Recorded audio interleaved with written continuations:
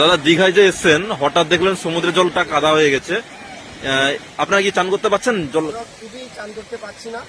এবার আমরা আগামীকাল এসেছিলাম, জল খুবই ভালো ঢেউ এসেছিল, কিন্তু আজকে দেখছি এত ঘোলা জল, ভাববে কেউ বীজ দিতে গেছে।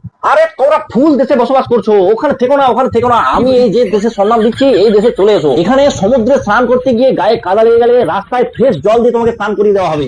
এবং কি আরো ফ্যাসিলিটি আছে, তোমাদের বাড়ির মেয়েরা প্রত্যেক মাসে 1,000 টাকা করে পাবে। আরো একটা ফ্যাসিলিটি আছে, তোমাদের বাড়ির মেয়েদের সাথে যদি কোনো অত্যাচার হয়ে যায়, সেখানে কিন্তু সরকার থেকে 10 লাখ টাকা দেওয়া হবে। তাহলে কোনো টেনশন নেই, নো টেনশন, চলে এসো। এই দেশে অভিনেতা অভিনেত্রীদের জন্য একটি বিশেষ অফার আছে। তুমি যদি তোমার অ্যাক্টিং ক্যারিয়ার সফলভাবে নিজেকে টিভিতে বা সিনেমাতে ভালোভাবে তুলে ধরতে না পারো, তোমাকে একটি নির্দিষ্ট মঞ্চ দেওয়া হবে এবং তোমার ফ্যাট অ্যাক্টিং ক্যারিয়ারের কথা চিন্তা করে তোমার যদি কান্না পায়, তোমাকে কান্নারও সুযোগ করে দেওয়া হবে একটা বড় মঞ্চে, অত অত লোকের সামনে।